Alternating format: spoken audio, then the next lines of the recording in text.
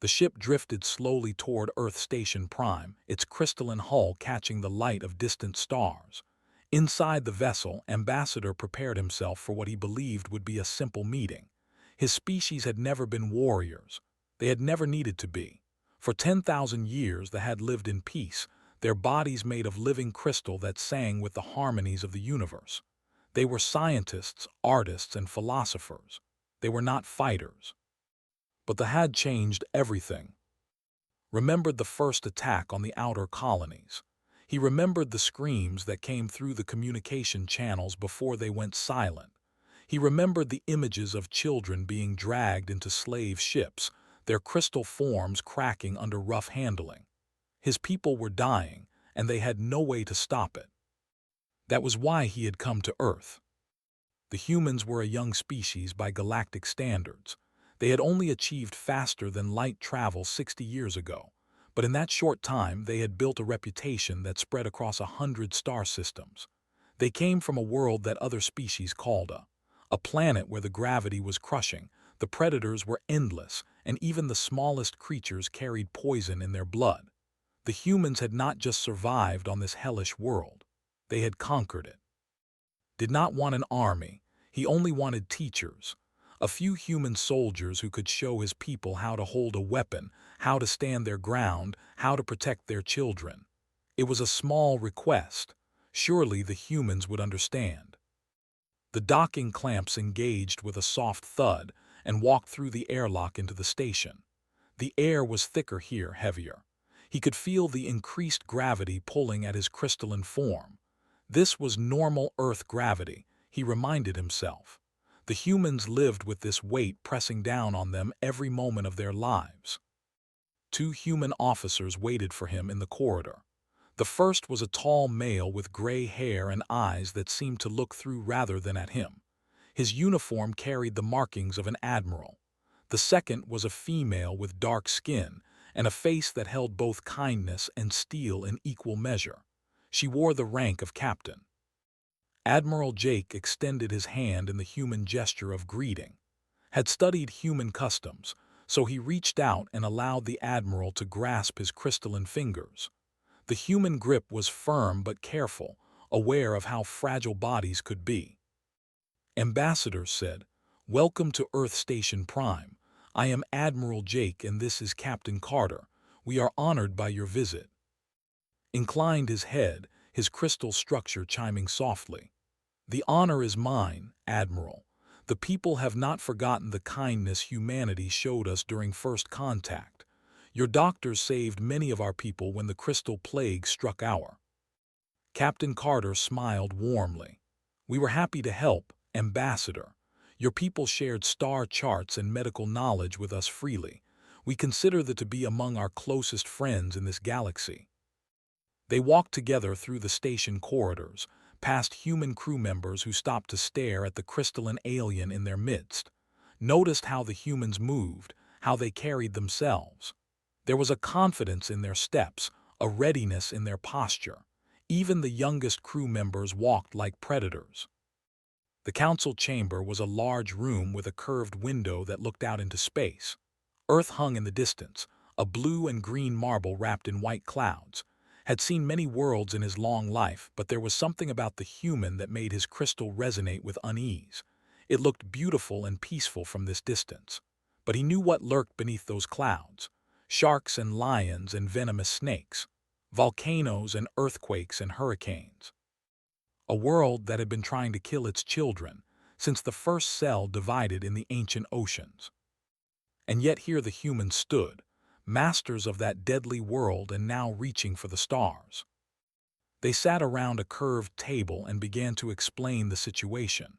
He told them about the raids, about the colonies that had been destroyed, about the thousands of who had been taken as slaves. His voice remained calm, but his light flickered with grief as he spoke. Admiral listened without interruption, his face growing harder with each detail. Captain Carter made notes on a data pad, her expression unreadable. When finished, there was a long moment of silence. "We cannot fight them," said finally. "Our bodies are fragile. Our weapons are designed for hunting small animals, not for war. We have shields that can protect our cities for a time, but they will eventually break through. When that happens, my people will be exterminated or enslaved. All of them." He paused, gathering his thoughts. "We do not ask for much. We know that humanity has its own concerns, its own enemies. We ask only for a small group of your soldiers, perhaps a dozen. They could train our people in basic combat, teach us how to defend ourselves. We have seen recordings of human warriors in battle. Your endurance, your strength, your ability to continue fighting even when wounded. If our people could learn even a fraction of these skills, it might be enough to buy us time." Admiral leaned back in his chair, his eyes never leaving. There was something in his gaze that they could not identify. It might have been anger at the. It might have been sympathy for the people, or it might have been something else entirely. "Ambassador," said slowly, "I want you to understand something about humanity. When we call someone a friend, we do not abandon them. When we give our word, we keep it. And when someone threatens people under our protection, we do not respond with half measures." Tilted his head, confused. "I am not sure I understand, Admiral. We only need trainers, a small contingent. We do not wish to burden humanity with our problems." Captain Carter and Admiral exchanged a look that could not interpret. There was a silent communication between them, a shared understanding that came from years of working together. "We will send what is appropriate," said finally. "I promise you, Ambassador, the people will not face this threat alone." Felt relief wash through his crystalline form. A dozen human soldiers, perhaps some weapons and training equipment. It was more than he had dared to hope for. He thanked the Admiral profusely, his light dancing with gratitude. He did not notice the small smile that crossed Captain Carter's face. He did not see the way hands had clenched into fists when he spoke of the. He did not understand what the word appropriate meant in human military doctrine. He would learn soon enough. 3 standard weeks passed after returned home with the promise of human assistance. The High Council had been pleased by the news. A dozen human trainers would arrive soon, they told their people. Help was coming. There was hope. Stood at the primary viewport of the capital ship Serene Light, watching the stars. The ship floated near the designated arrival point, waiting for the human transport to emerge from faster-than-light transit. He had prepared quarters for the trainers, simple but comfortable rooms with adjusted gravity and lighting. He had arranged for translation devices and cultural guides. Everything was ready. The space before him rippled like water disturbed by a thrown stone. This was normal. Ships emerging from faster-than-light travel always created this effect. Watched with anticipation as the first vessel materialized from the distortion. It was not a transport ship. The USS Liberty emerged from transit like a beast rising from the deep ocean. It was massive, larger than any vessel had ever seen. Its hull was covered with weapons platforms and fighter bays, each one capable of launching dozens of small attack craft. The ship bristled with power, with threat, with the promise of violence on a scale that made its crystal structure vibrate with primal fear. But the Liberty was only the beginning. 2 more ships emerged from transit behind the carrier. These were battle cruisers, their names painted on their hulls in bold letters. The USS Defiance and the USS Resolve. Both ships bore the scars of previous battles, patches of different colored metal where damaged sections had been replaced. These were not parade vessels. These were warriors that had seen combat and survived. The space continued to ripple as more ships arrived. Destroyers came next, 12 of them moving in perfect formation. They were smaller than the battle cruisers but fast and deadly, designed to hunt and kill with cold efficiency. Their squadron was called Thunder Wing, and they moved like predators circling prey. Supply ships followed, their holds filled with weapons and ammunition and spare parts. Medical frigates arrived with hospitals built into their frames, ready to receive wounded and heal them so they could fight again. Electronic warfare vessels emerged, their hulls covered with sensors and jammers and equipment that could not identify. A mobile shipyard dropped out of transit, a massive structure capable of building new ships or repairing damaged ones in the field. Troop transports appeared, each one carrying hundreds of human soldiers in their armored holds. Scout ships and reconnaissance drones and communication relays filled the spaces between the larger vessels. By the time the transit window finally closed, 47 human warships hung in space.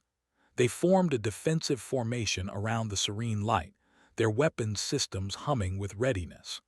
The stars themselves seemed dimmer compared to the running lights of the human armada.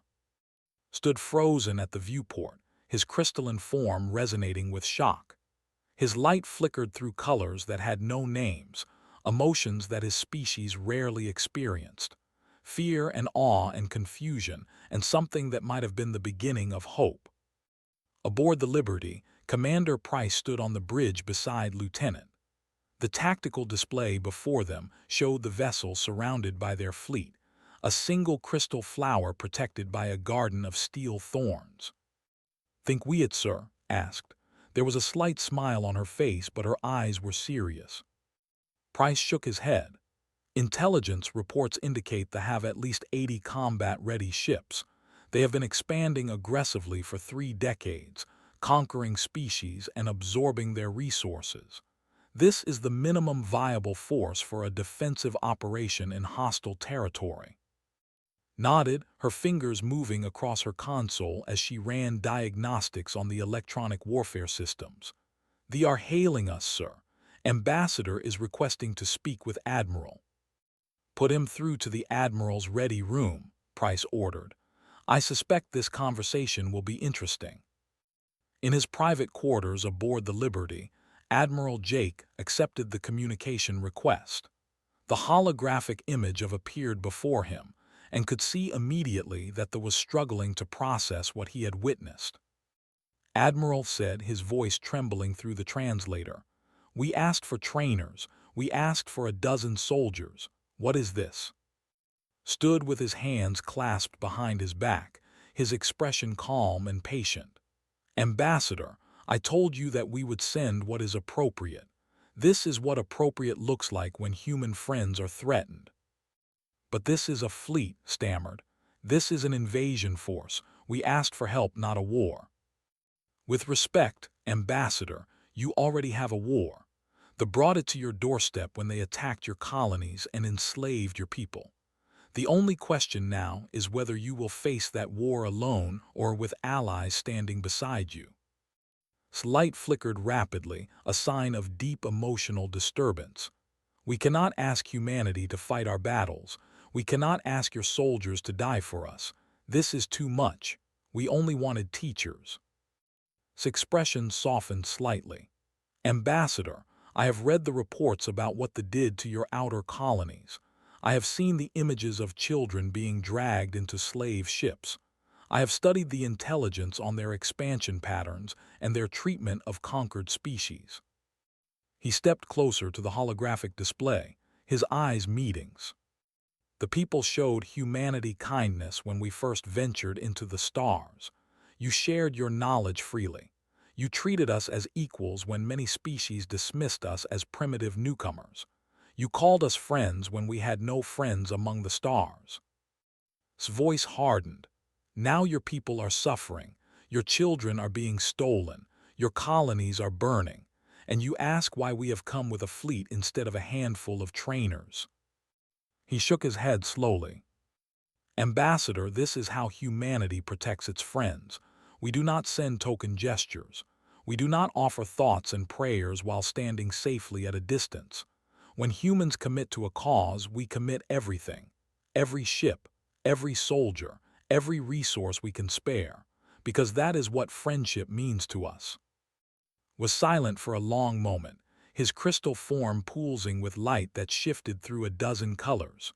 When he spoke again, his voice was quiet. "We did not know. We did not understand what we were asking for." "No," agreed. "You asked for help, and help is exactly what you received. The question now, Ambassador, is what we do next. They will not ignore this fleet sitting in their territory of expansion. They will come. And when they do, we need to be ready. Captain Carter's voice came through the communication system. Admiral, we are receiving reports from border stations. Scout ships have been detected monitoring our arrival. It appears word is already spreading. Nodded grimly. Let them watch. Let them count our ships and report back to their warlord. Let them understand that the rules of this game have changed. He turned back to his holographic image. Ambassador, I suggest you return to your and inform your High Council. Humanity stands with. Whatever comes next, your people will not face it alone. The communication ended and remained standing at the viewport of the serene light. Around him, the human armada held its position, weapons ready, crews alert. They had asked for a small kindness. They had received an army. For the first time since the attacks began, allowed himself to feel something other than fear. He did not know if it was hope or simply the absence of despair. But as he watched the human ship standing guard over his people, he began to understand what it truly meant to have as friends. The weeks that followed the arrival of the human fleet changed everything they believed about the universe and their place in it. They had always known that other species were different from them. They had read reports and studied data about the violent worlds that produced warrior races. But reading about and living among them were two entirely different experiences. Sergeant Ben Cooper led the ground training exercises on Prime. He was a broad-shouldered man with a scar running down his left cheek and hands that looked like they had been carved from stone. When he walked, the ground seemed to shake beneath his boots. When he spoke, even the bravest warriors felt the urge to step back. The first training session drew hundreds of observers. They gathered in the crystalline amphitheater that had been built for concerts and poetry readings, watching as Cooper and his squad demonstrated basic combat techniques. What they witnessed that day would be discussed in academies for generations. Cooper began with a simple demonstration of human endurance. He ordered his soldiers to run laps around the amphitheater at full speed. He expected them to tire after a few circuits. Instead, the humans ran for 2 hours without stopping. Their bodies were covered in sweat, a biological cooling system that they found both fascinating and disturbing. When they finally stopped, they were breathing hard but still standing, still ready to continue.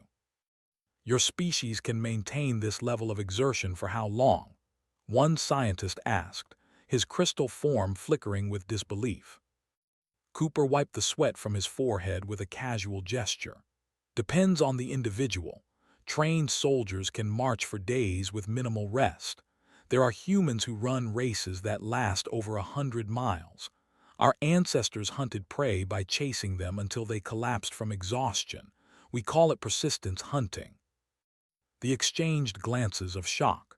Their own bodies could move quickly in short bursts, but sustained physical activity was foreign to their biology.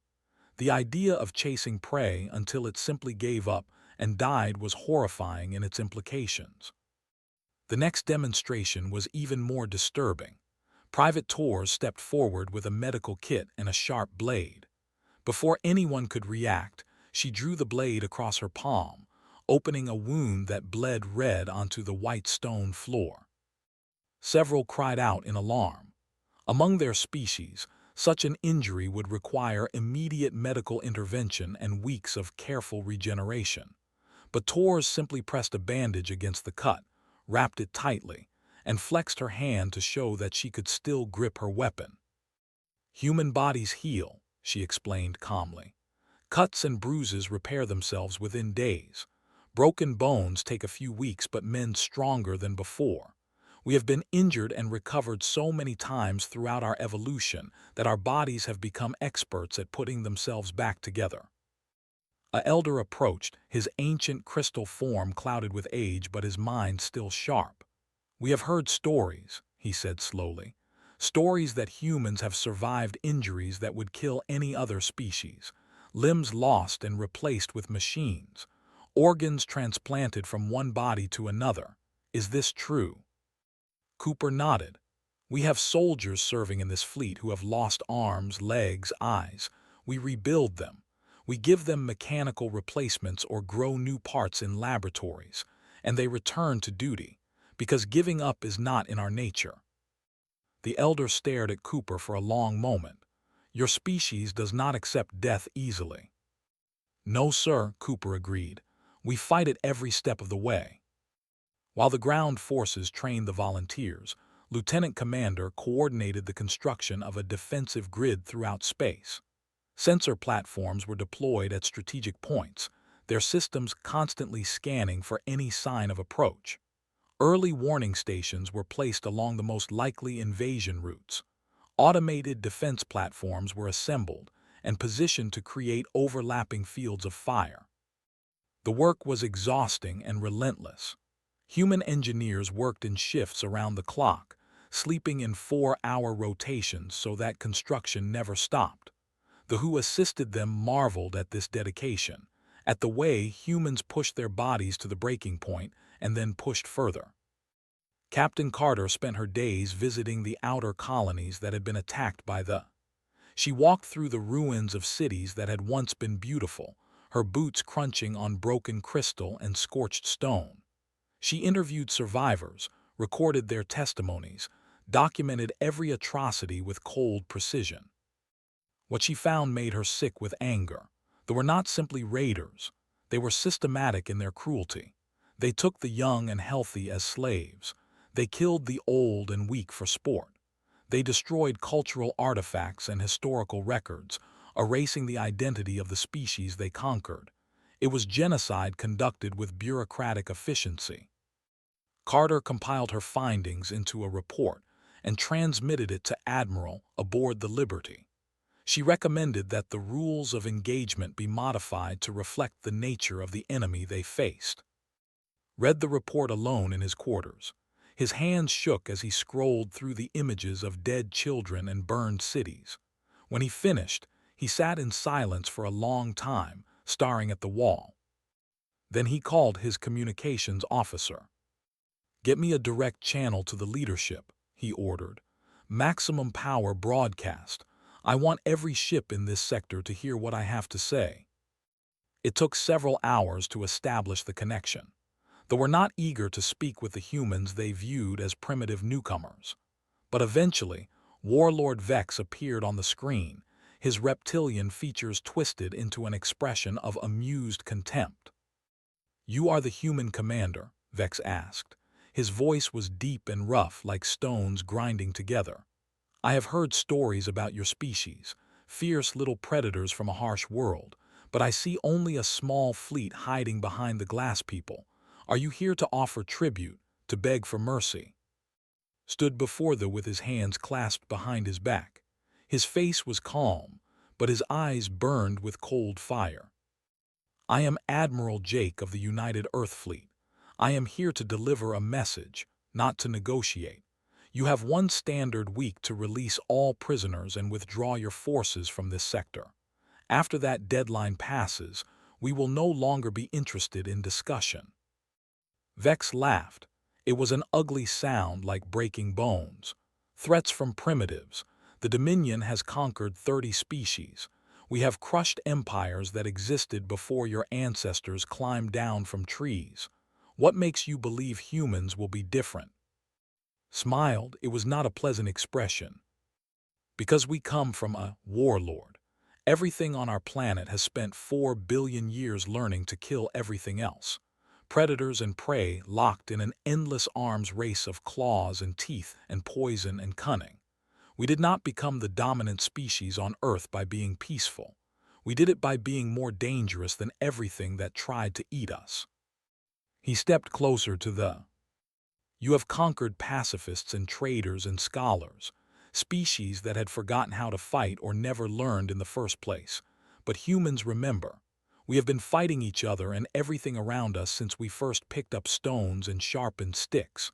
War is in our blood, it is written in our bones, and now you have threatened people we call friends."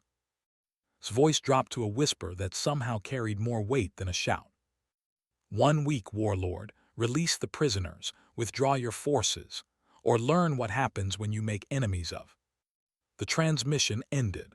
Vex stared at the blank screen for a long moment, his clawed hands gripping the arms of his throne. Then he turned to his advisors and began to give orders. The deadline was set, the pieces were moving, and somewhere in the darkness between stars, the storm was gathering.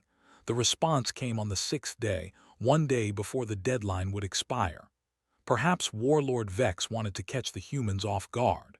Perhaps he simply could not wait any longer to crush these arrogant primitives who had dared to threaten him. Whatever his reasons, the result was the same. 83 warships dropped out of faster-than-light transit at the edge of space. They emerged in a massive wave of distorted space and flashing energy, their weapons already charging for battle. The ships were ugly things, built for function rather than form. Their hulls were covered with spikes and armor plates, giving them the appearance of angry sea creatures from some nightmare ocean. Vex broadcast his declaration on all frequencies. His reptilian face filled every screen in the sector as he spoke. To the humans and their crystal pets, hear my words. The Dominion does not accept threats from lesser species. We do not retreat. We do not surrender. Today we add another conquest to our eternal empire. Today you learn the price of defiance. Aboard the Liberty, Admiral Jake watched the enemy fleet approach on the tactical display. The red icons representing ships outnumbered the blue icons of his own fleet nearly 2 to 1. By conventional military wisdom, he should be preparing for a defensive action, protecting the while waiting for reinforcements, but had never been a conventional commander. All ships execute Battle Plan Delta, he ordered. His voice was calm and steady, the voice of a man who had made peace with whatever was about to happen. Show them what can do. The human fleet surged forward. They expected their enemies to form defensive lines and wait for the assault. Every species they had ever conquered had done exactly that, hiding behind shields and hopping to survive the onslaught. But the humans did not hide. They attacked. Commander Price led the destroyer squadron Thunder Wing in a devastating flanking maneuver. The 12 ships of his command peeled away from the main fleet and accelerated to attack speed, their engines burning hot as they curved around the edge of the formation. They hit the enemy flank like a knife sliding between ribs, their weapons tearing through unprepared ships before they even understood what was happening. Target their communication ships first, Price ordered. Blind them, confuse them, make them fight alone. The destroyers obeyed, their guns speaking in synchronized bursts that ripped through the hulls of command vessels. One by one, the ships that coordinated enemy movements went dark, leaving the rest of the fleet struggling to maintain formation. Lieutenant coordinated the electronic warfare assault from her station aboard the Liberty. Her fingers danced across the controls as she directed a storm of interference and false signals at the enemy fleet. Sensors showed phantom ships appearing from impossible directions, their communication channels filled with static and ghost voices, targeting computers locked onto decoys while real threats approached unseen. They are breaking formation, reported, a fierce smile crossing her face. Their ships are scattering, they do not know what is real anymore. In the center of the engagement, the battle cruisers Defiance and Resolve pushed directly into the heart of the enemy fleet. Captain Greg Mason commanded the Defiance from its battle bridge, surrounded by displays showing damage reports and weapons status. His ship had already taken 3 direct hits, but the heavy armor was holding. Beside him, the Resolve under Captain Rhodes matched him shot for shot, the 2 vessels supporting each other like soldiers fighting back to back. All forward batteries, continuous fire, Mason ordered. Do not let them regroup. The battle cruisers unleashed everything they had. Heavy cannons roared in the silence of space, sending slugs of superheated metal screaming into hulls. Missile banks emptied themselves in waves of explosive death. Energy weapons carved burning lines across enemy armor. The ships that had expected easy prey found themselves facing predators with teeth of steel and fire.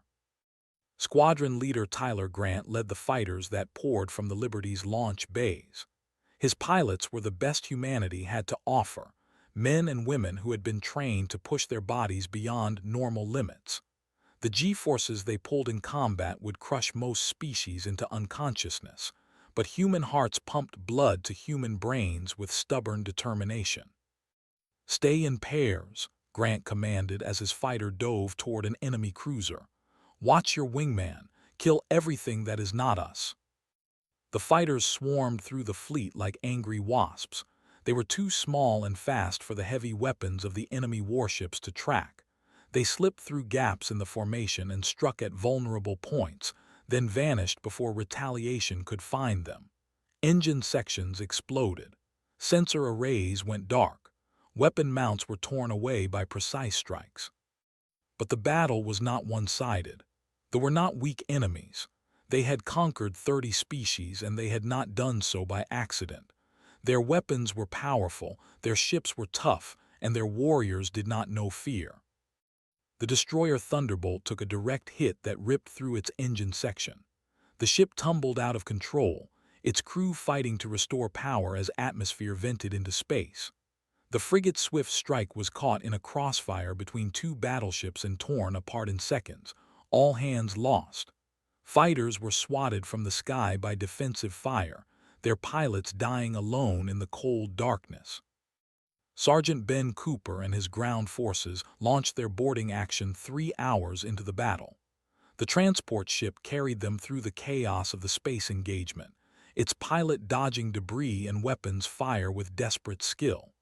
They latched onto a carrier and cut their way through its hull. The fighting inside the enemy ship was brutal and close. The warriors were larger than humans, standing over 7 feet tall with scales that could deflect glancing blows. They fought with bladed weapons and natural claws, preferring the intimacy of close combat to the distance of guns. Cooper met them without fear. His rifle spoke again and again, dropping enemies before they could close the distance. When a warrior finally reached him and slashed with its claws, the blow caught his left arm and burned through flesh to the bone. Cooper screamed in pain but did not fall. He drew his sidearm with his right hand and put 3 rounds through the creature's skull. "Sergeant, you are injured," one of his soldiers said. "We need to get you to medical." Cooper shook his head, wrapping a field bandage around his ruined arm with his teeth in one hand. "Medical is busy. We have a ship to take. Move." Private Torres fought beside him with 2 cracked ribs from a hit she had taken during the initial breach. Her breathing came in short gasps of pain, but her aim never wavered. She led her fire team through the carrier's corridors, clearing room after room with methodical efficiency. When they reached the bridge, she was the first through the door, her rifle already firing before her feet touched the deck. The battle lasted 4 hours. When it finally ended, the space around was filled with the wreckage of ships and the bodies of the dead. The fleet had been broken. 61 of their 83 ships had been destroyed or captured. The survivors fled into uncharted space, their engines burning at maximum as they ran from the nightmare they had awakened. Warlord Vex was among the dead. His flagship had been targeted by the combined fire of the Defiance and Resolve, and not even armor could withstand that punishment. The tyrant who had boasted of eternal empire died screaming as his ship broke apart around him. The human fleet had paid its own price. 7 ships had been destroyed. 12 more were damaged badly enough to require the mobile shipyard for repairs. 842 men and women had given their lives in defense of people they had never met, for a species that had simply asked for help. Aboard the Serene Light watched the aftermath in stunned silence. His crystal form was dim with grief and shock. Around him, others wept tears of light, mourning the dead of both species. Admiral's holographic image appeared beside him, the human commander looking tired but unbowed. "It is over, Ambassador. They will not threaten your people again." Turned to face him, his voice barely a whisper. "You lost so many of your people died, for us. For strangers you had no obligation to protect." Shook his head slowly. "You were never strangers, Ambassador. You asked for our help. That made you family, and humans do not abandon their family no matter the cost. The stars continued to shine over the battlefield, indifferent to the death and heroism that had occurred in their light. But for those who survived, the universe would never look the same again. The months that followed the battle have changed the balance of power across 100 star systems. Word of the human victory spread faster than light, carried by traders and refugees and spies who had witnessed the impossible. The Dominion, which had seemed invincible for so long, had been broken by a species that most of the galaxy had dismissed as primitive newcomers. The Dominion itself began to crumble from within. Without Warlord Vex to hold it together through fear and force, the conquered species saw their chance for freedom. Rebellions erupted on a dozen worlds. Former slaves turned on their masters with weapons they had hidden for generations. The so used to fighting outmatched opponents suddenly found themselves surrounded by enemies who had learned that the invincible could be defeated after all. Some of those rebelling species sent messages to the human fleet, asking for the same help that they had received. Admiral forwarded these requests to Earth Command with his recommendation that humanity honor as many as possible. He understood what they were only beginning to learn. When chose to protect the weak, they created bonds that could reshape civilizations. Earth Command agreed. Over the following year, human ships and soldiers were deployed to assist 6 different species in throwing off rule. Each mission followed the same pattern that had begun with the local populations asked for small help. Humanity responded with overwhelming force. Former slaves became free citizens of their own worlds again. The rescued species did not forget who had freed them. One by one, they joined what came to be called the Human Coalition. It was not an empire in the traditional sense. Humanity did not demand tribute or submission. They asked only for friendship and mutual defense, for trade agreements that benefited all parties, for the sharing of knowledge and culture. Many species found this confusing at first. They were accustomed to conquerors who took everything and gave nothing in return. The idea of allies who simply wanted to help was strange and wonderful. They became the first non-human members of the coalition, a position of honor they held with deep pride. Their crystalline technology was shared freely with their human friends, advancing human medicine and energy production by decades. In return, human engineers helped to develop defensive systems that would protect them from future threats. Was chosen to serve as the first ambassador to Earth. It was a position of immense responsibility, bridging 2 cultures that could not have been more different, but had come to understand humans in ways that few of his species ever would. He had seen them fight and die for strangers. He had witnessed their stubborn refusal to abandon those they had promised to protect. He knew what beat beneath the surface of these frightening, and it was not cruelty or aggression. It was love so fierce that it would cross galaxies to defend its objects. The ceremony took place in the Great Hall of the United Earth Council, a massive chamber that had been built to accommodate diplomats from 100 different species. Humans filled most of the seats, their curious eyes watching as the crystalline alien took the stage. But scattered among them were representatives of the other coalition species, beings of various shapes and sizes who had come to witness this historic moment. Admiral Jake sat in the front row beside Captain Carter. Both wore their dress uniforms, covered with medals that represented decades of service. His hair had grown grayer since the battle, and there were new lines on his face. But his eyes were still sharp, still watching, still ready to protect those he cared about. Sergeant Ben Cooper sat a few rows back, his left arm now a sophisticated prosthetic that moved as smoothly as flesh. The scars on his face had faded to thin white lines, but he wore them proudly.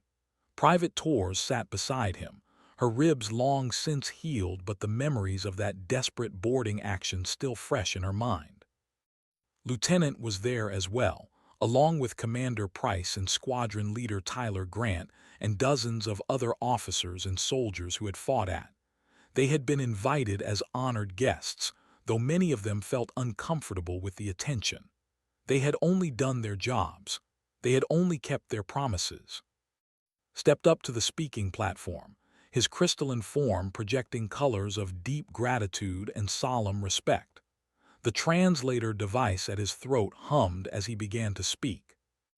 1 year ago, I came to this world with a simple request. My people were dying. Our colonies were burning. Our children were being stolen by monsters who saw them only as resources to be harvested. We had no weapons and no warriors. We had only hoped that somewhere in the vast darkness of space, we might find someone willing to help. He paused, his light shifting through subtle shades of blue and gold.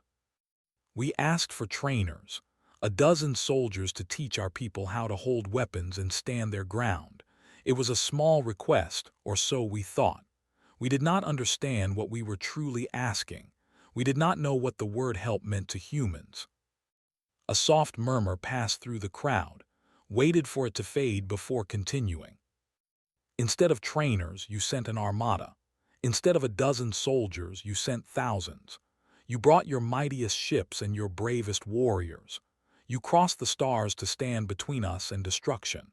And when the enemy came, you met them with fire and steel and the fury of a species that does not know how to abandon its friends.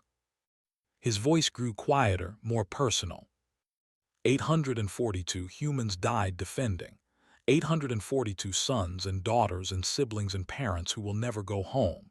They gave everything they had for people they had never met, for a species they had no obligation to protect. When I asked Admiral why, he told me something I will never forget. He said that when humans give their word, they keep it. When they call someone a friend, they mean it with every fiber of their being. Turned to face directly, and the old admiral met his gaze without flinching. We have studied your history since then. We have learned about your wars and your struggles and the countless times you have nearly destroyed yourselves. Many species in this galaxy look at humans and see only violence and danger. They see predators from a death world, survivors of a planet that tried to kill them every day of their existence. They are afraid of what you might do if that fury were ever turned against them. He stepped forward, his light growing brighter with each word. But we have seen another truth. Yes, you are fierce. Yes, you are dangerous. You carry within you the legacy of a world that has no mercy for the weak, but you choose to use that strength in defense of others. You choose to stand between the helpless and those who would harm them. You choose love over indifference, courage over safety, sacrifice over self-preservation. His voice rang through the great hall like a bell. The galaxy has many powerful species. Many have fleets that could darken the skies of 1,000 worlds. Many have weapons that could crack planets like eggs. But I have learned that true strength is not measured in firepower or numbers. It is measured in the willingness to stand beside those who cannot stand alone. It is measured in promises kept and friends defended and lives given without hesitation for the sake of strangers.